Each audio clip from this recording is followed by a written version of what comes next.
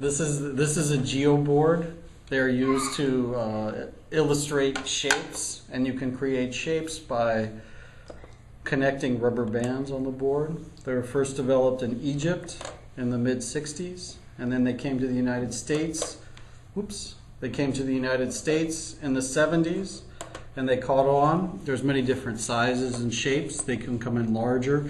They can also come in ovals, so you can do circular shapes, and they are used primarily all over the place from grade level K through 12.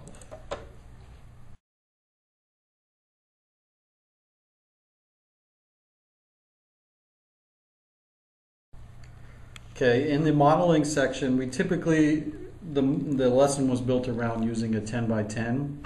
So what we did is push two of them together for the lesson here that we're going to show, because we only have 5 by 5 boards.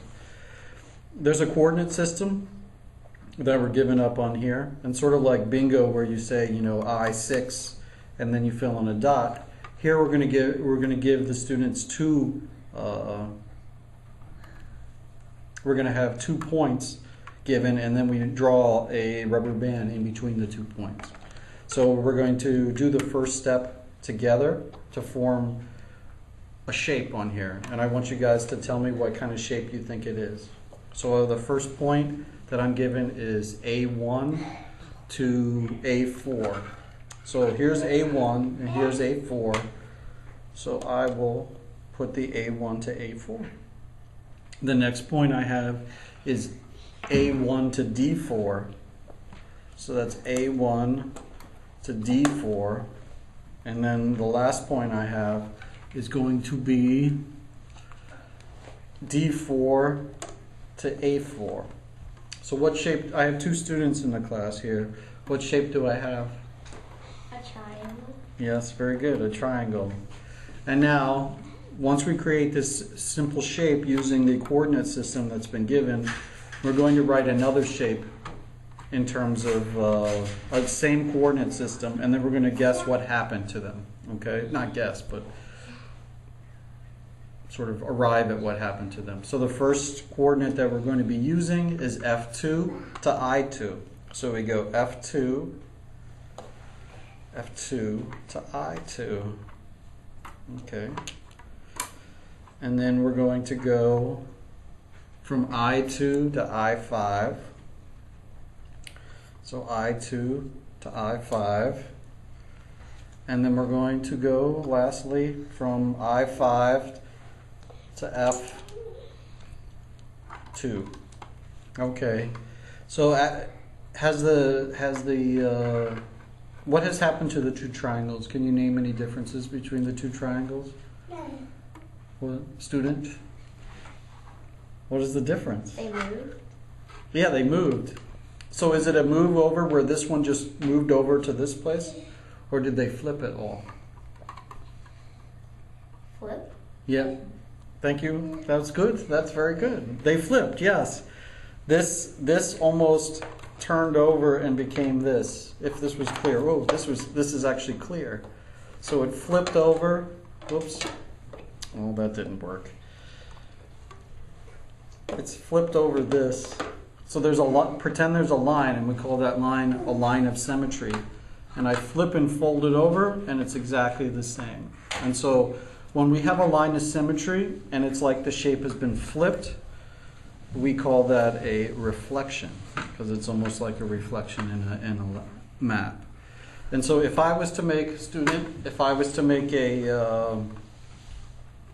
a translation from what we talked about before, what translations are, of just moving this shape to another part of the grid, how do you think I should do that? How would you move the rubber bands? Okay, well, just a hint, we want to keep the same shape. So we want this side to be like this. So we move it over to here. And then we had a solid one on the bottom. So our solid one on the bottom would look like that. And then we have a longer one down here. And so what would this, darn rubber bands. So what would this shape be? Is it a flip, or is it just a movement from one coordinate system to the other coordinate with keeping the exact same shape? The slide. Yeah, it's a slide, but the real term that we're using now is transitions. But very good. Yes, the shape actually did slide over, but the term is transitions. Thank you. That's my.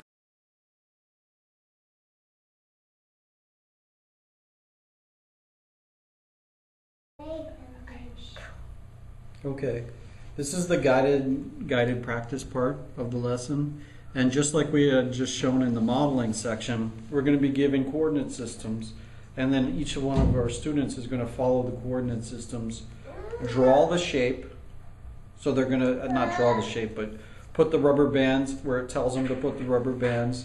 And then they're going to draw those into their journals and then write whether they think it's a translation or reflection. Okay. So our student with beautiful hands will be doing the first one. So the first one goes from A7 to E7. How would that go? A7. Oh, that's the bottom. Never mind, go. And this is, okay. Go ahead, student.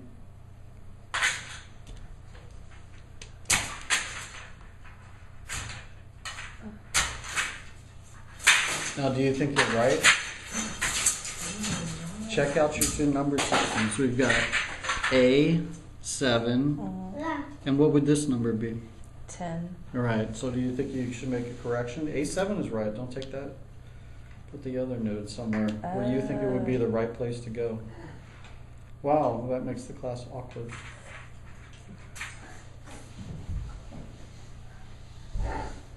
The baby is doing that. Thank you, Emerson. Okay, so where would the next rubber band go? E7 to D10. So Right. that would be the one I already did. No. There. you E7 go. to D10. Very good.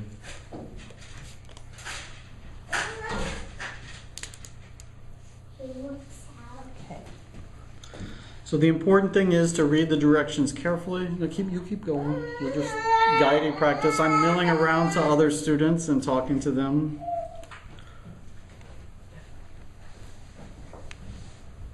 D10 to B10. Good, very good. And B10 to A7. Mom, I'm stuck. Okay, so what shape do you think that I is? just kidding. No, I know. Trapezoid? What is our definition of a trapezoid? One of our students knows because I just taught it to her. What did we say about these two sides? They're what? Parallel. Very good. And are these sides parallel or are they going to touch eventually? They're eventually going to touch. Good, so they're not parallel. So that is, it's a four-sided with two parallel sides would be your definition of a trapezoid. Very good, student. Okay. Now for the next part. Yeah. B1 to D1. Okay.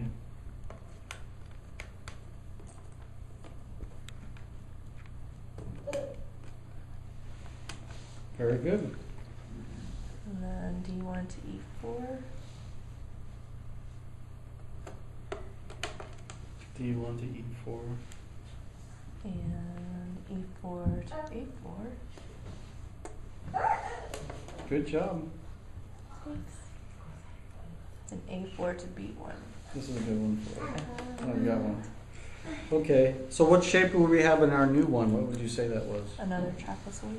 Okay, so now let's take a look at the two trapezoids together.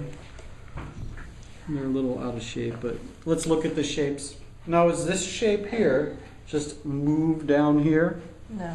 No. So, would the shape be, what would you think about? What would you think it would be? Kind of resembles like looking in a mirror. Right, and so what do we call those? A reflection. Very good. So, if we have a reflection and we talked earlier about lines of symmetry, where would you draw a line of symmetry in there? Right in the middle between the two shapes. Right, and because we have a board that actually splits and not our 10 board, let me just show you. There's a line of symmetry you just showed me, pink. Very good. So our first one is what we're going to call a line of symmetry. Now I do have a question, and we're going to take this, and everybody is going to write in their journals. This is our journal here. And everybody's going to draw the shape that they got in the original. That didn't work. Draw the shape in the original, and then draw the shape that they got in the next frame. And then we need to say this is a reflection. So that all the students will be doing this. And that would be our guided section practice. The rest of the rest of the thing, the kids will be following scripts like this, which has been blown up for it's easier to see, and continuing to draw and decide whether or not it's a reflection or a translation. Thank you.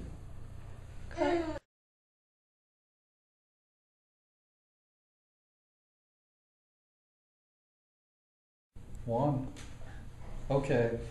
Well, in our closure here is going to be an activity in which the students are going to be given what we call an exit ticket. And this will be a daily thing within the class in which they're going to have to use what we've learned that day in some real life experience. So I'm going to pass out my exit tickets before class. As they're coming in, they'll pick them up.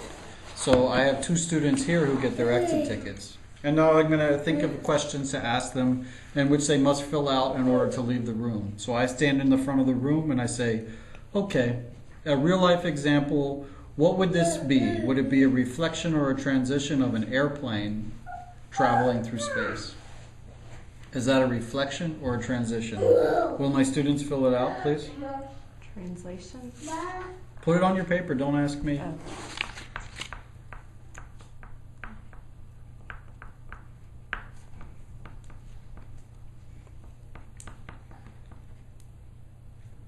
Okay, mark that number 1, please, because there's another question as well. Okay, can anybody here think of a real-life example of a reflection? Me. Put it on your piece of paper. This is what you need to get out of here. I don't want to hear any answers outside. Take that thought and put it in your head and keep it and write it on the paper. So you can't get out of here without these 2 questions answered. And it could be anything you think of. What would be a reflection? Okay. My one student's getting out of here, and what did she put? Translation as the answer. Yes, a plane moving through space is a translation. Looking in the mirror, that is a reflection. Now when you look in the mirror, is it the same image as your hair? If you have a hair part, does the part go in the same way or different or opposite? Opposite. Why don't you go find out? Part your hair at some point and then look in a mirror and tell me tomorrow. Okay, you can leave the classroom. Also try to hold up letters. See what the letters look like. After